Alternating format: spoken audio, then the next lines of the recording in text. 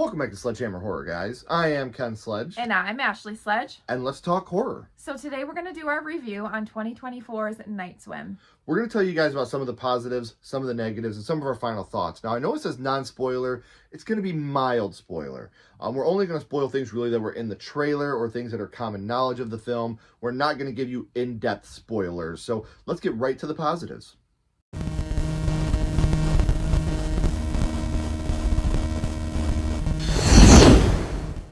So some of the positives on the film, the opening was pretty scary right off the rip. They really went there, and it was like, okay, okay, cool. Like, where are we going with this? The opening was its own short film in 2014. And you could tell that really set the mood for the rest of the film. Mm-hmm. Something I'm a big fan of. They incorporated a lot of baseball into the film. Something obviously anybody that knows me knows I'm a huge baseball fan. So seeing a lot of the baseball lingo, swing away type stuff was really, really cool for me. Something that as a baseball fan, I really, really enjoyed. There was a pool guy, and he was pretty funny. He was definitely the break of, the comic relief guy. He was the comic relief for sure. Yeah, he played it really, really well. He knew what he was doing there. There's a lot of cool shots, especially underwater shots. Like we said, this caused a lot of anxiety. So when you're watching these underwater shots, it's definitely getting in your chest. You feel like you're holding your breath, and as somebody that doesn't like water anyway, it really enhanced that fear. Yeah, I agree. It definitely being underwater, being water in general, and the thought of drowning and just being stuck underwater and not being able to come up, that gave me a lot of anxiety. It definitely scared me in that aspect. Yeah, and especially because, and again, these are in the trailer, but there's shots where they go in the pool, you look up, and it's just deep water. Yeah. The pool's really far away. So you have shots like that really did, and I'm one of those people that as I'm watching underwater shots, I'm like holding my breath too. So when you're watching these happen, they do a couple smart things to be able to stay underwater a little longer that I wouldn't have thought of. But like I said, without getting spoilery, that's about as far as we can go with our positives of the film. Now let's get right into the negatives.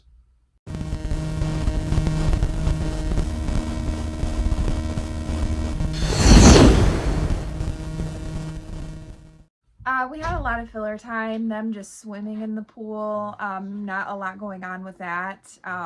Just things that probably could have been cut out that they put in there just to make the length longer. It's only 90 minutes, but it feels a lot longer than 90 minutes.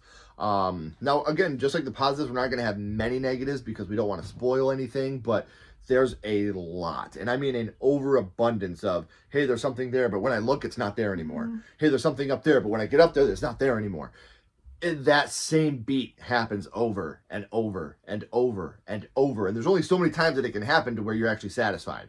After that, you get really annoyed. Yeah. So there's a lot of, hey, there's something there. There's where? Oh, no, never mind, psych. It's not there anymore. So that was really, really annoying. There is some bad CGI, especially on the under the water stuff. You can definitely tell that it's CGI and it just doesn't look that good, right. Which was kind of a bummer. Especially when they could have done it practically. They could have. I mean, it was probably more dangerous to do it practically, honestly. But yeah, it definitely didn't look great. No. And I just feel like the story is incomplete. Again, I can't get too in-depth into that because I really feel like this is still a movie you should see. It's just beat by beat something we've seen before. We would never tell you, don't go watch this movie. But it definitely does feel like a movie that you've seen over, different times and just a different story slightly, but it just feels the same. And it just, they really fumbled the third act, in my opinion. While I like the main thing that happens in the third act, and I can say it's a death. Someone dies in a horror movie. There's a main death in the third act I thought was really well done, and the thought behind it was really, really well done. But besides that, they fumbled it. They fumbled why this is happening. They fumbled the meaning behind everything. So yeah, those are our negatives. Now we're going to get into some of our final thoughts and our overall ranking of Night Swim.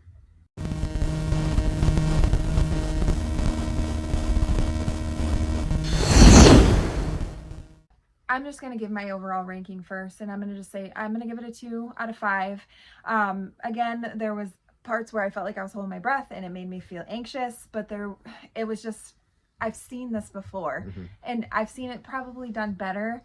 I did like the family aspect. They did feel like a family. It felt real, but there was just so much that it's just so similar to so many other movies, and I guess I couldn't get past that. And there was some stupid decisions too that I was like, what are we Makes what no are we sense. doing here? Like, come on, like, can we help this kid? Like, what's going on? So yeah. I'm gonna completely echo her. I'm gonna give it a 2 out of 5. Um, the underwater stuff is great. The shots they do underwater are great. The way that they portray the family is great. The acting is really good. Wyatt Russell was awesome. And Like, he looks just like his dad. yeah, he does, and I think that he played the role extremely well. I don't think any of the actors were bad. No. You know, I think that there were people that were maybe miscast, but overall, I feel like this movie, the biggest problem for me and my final thoughts are it kept giving you nibbles of things and never finishing the story. And that's all I wanted. I was like, come on, Cody Rhodes, finish the story. But we never got to the point of anything, really. It's like they looked at this short film from 2014, which you can find on YouTube, and they were like, that's really good. How can we make that into a 90-minute feature? Yeah. It didn't have to be.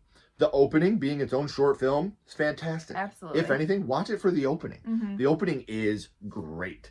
Then it just kind of slogs along for the next, what 75 minutes. And Ashley had this on her most anticipated of the year. I really, really wanted to like this movie. I went into this movie with the most open mind, but there's some character decisions that will drive you nuts. There is a lack of completion on every single thing they start to tell you. And it's not like loose ended for a sequel type of incompletion. It's like, we're past that part of the story. Let's just move on to something else now. And there's this just feeling of complete and utter incomplete. I know I've said that word so many times, but that's the best way I could describe this movie to someone that hasn't seen it, is it feels like an incomplete film. They don't tie any of the main stories together, it felt incomplete to me. So again, I wanted to like it a lot more than I did. Yeah. Not the worst movie I've ever seen. We know that historically January is a dumping ground for horror films or films in general. Year, I thought 2024, what better year to break that cycle, and we'll start off with a bang. There's always exceptions to the rule, obviously. We were hoping this was one of them. We were surprised last year with Megan. I thought Megan was a good January release. So there are movies that have January releases that are horror that do give you that glimmer of hope. And I think we both went into this hoping Night Swim would be one of those films. For us, overall, it didn't work. Yeah. It definitely was good for being a PG-13. I definitely felt a lot of anxiety, a lot of fear. Yeah. Especially during the underwater scenes. It was definitely just the underwater scenes. Like, even the monsters themselves were just weird looking. And like Ken said, there were so many different stories going on, and some of them weren't complete. And the reason behind the whole, you don't know. But it's like the reason that she goes and finds out, sorta. I don't know how to explain it without spoiling it.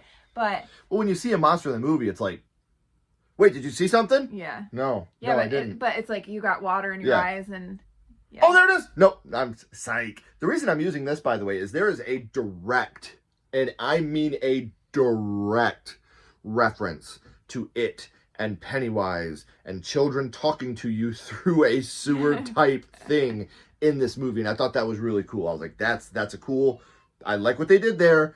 And we should probably stop before we get too spoilery.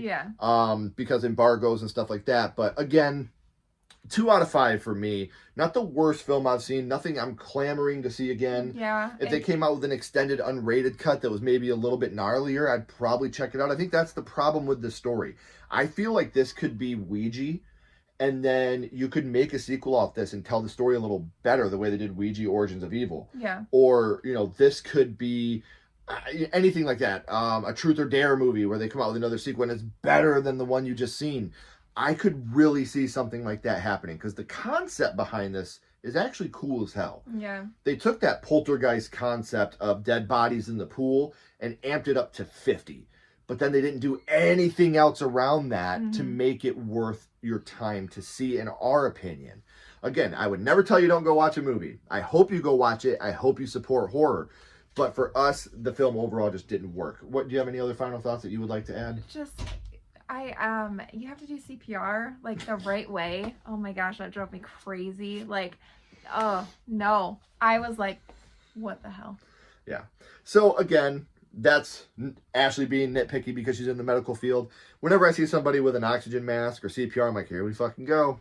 Here we go. So You can't just stop CPR and be like, oh, he's fine. yeah. And again, there's a lot of moments in this film, and I can't say it without spoiling, but before it even takes him over, he does something, and you're like, why is he doing that if he hasn't? And okay, I am going to spoil one thing, guys. I'm sorry, but it's spoiled in the trailer anyway, so it's not really much of a spoiler. They kill the cat. The monsters kill the cat. Why? For plot reasoning. But again, like when it comes to what we understand that these monsters want and the reason they're doing this, killing the cat has no bearing on it whatsoever. To trick them. Again, it did not. It When would I have left made the theater, more sense if it was a dog. Cats don't go in water. when I left the theater, my first thought was, why did they do that? So trigger warning: if you're going into this, they kill a cat. You've seen it in the trailer, so I'm not spoiling it. Cider. His name was Yeah, Cider. poor Cider. But again, it's when I left, my very first thought leaving the theater was, they didn't even have to kill that cat. There was no reason for killing the cat. They have a little reason why everything else happens. It's a dumb one, but they have a reason. The cat had nothing to do with it. So let us know in the comments below, what are your thoughts on Night Swim if you have seen it? What did you like? What did you dislike? Please, for now, try to keep it spoiler free.